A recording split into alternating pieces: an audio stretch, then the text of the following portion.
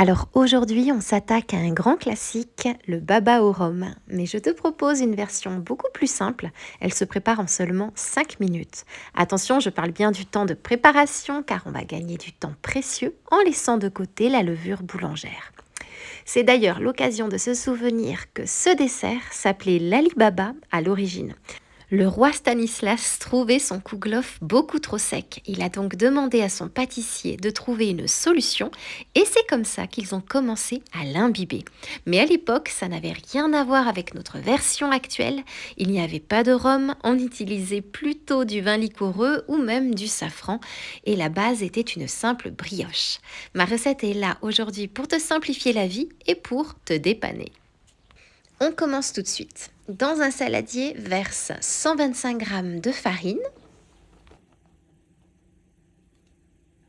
70 g de sucre brun. Alors le sucre brun apporte vraiment ce petit goût de mélasse que j'adore. Et une pincée de sel. Mélange simplement avec un fouet manuel, ça aère la farine et ça t'évite de devoir la tamiser.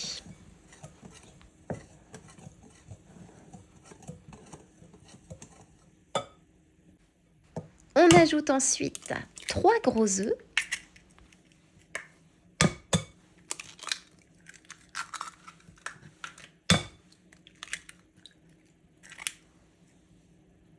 50 g de beurre bien mou, ajoute 5 g de levure chimique. Si tu les veux très aériens, tu peux monter jusqu'à 10 g et 3 cuillères à soupe de lait.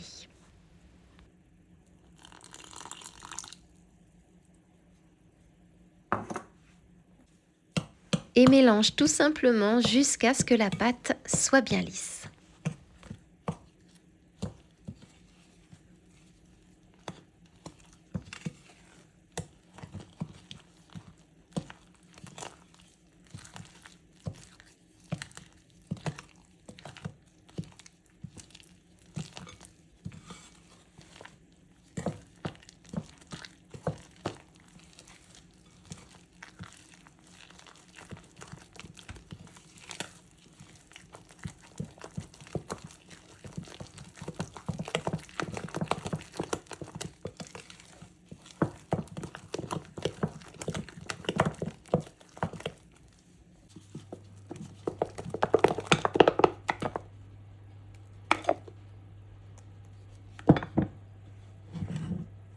Pour la forme, utilise des moules à Savarin ou même des moules à donuts, ça fonctionne parfaitement.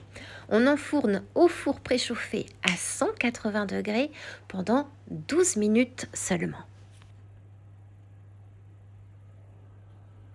Une fois que c'est cuit, sors-les du four, tu les démoules direct et tu les laisses refroidir. C'est comme ça qu'ils vont bien sécher pour être prêts à boire le sirop.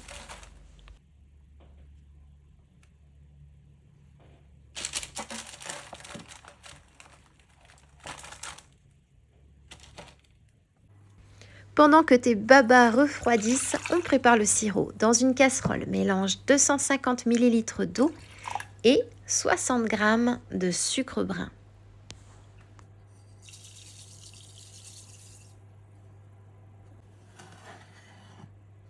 Fais chauffer le tout et dès les premières ébullitions, on retire du feu.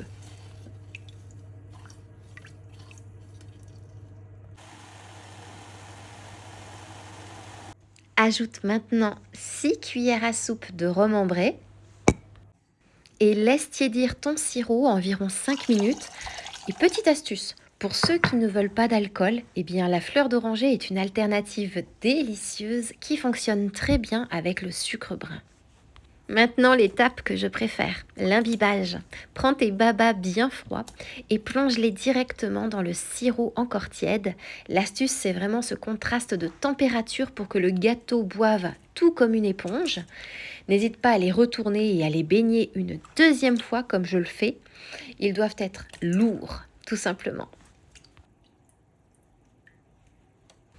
Et pour la finition, si tu en as envie, tu peux préparer une petite chantilly fait maison avec 300 millilitres de crème à fouetter, une gousse de vanille et une cuillère à soupe de sucre glace pour garnir le centre. Mais là, c'est comme tu veux, tu fais selon tes goûts.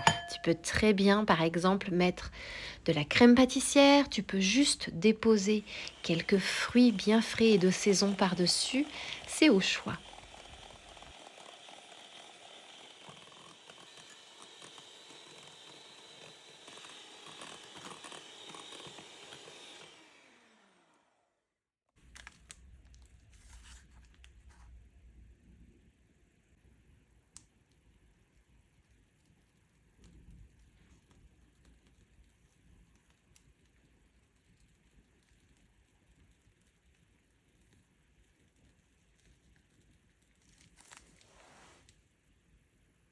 Et voilà, c'est prêt, un dessert de chef fait maison pour dépanner en un clin d'œil. Et maintenant, moi, il ne me reste plus qu'à te souhaiter une délicieuse dégustation.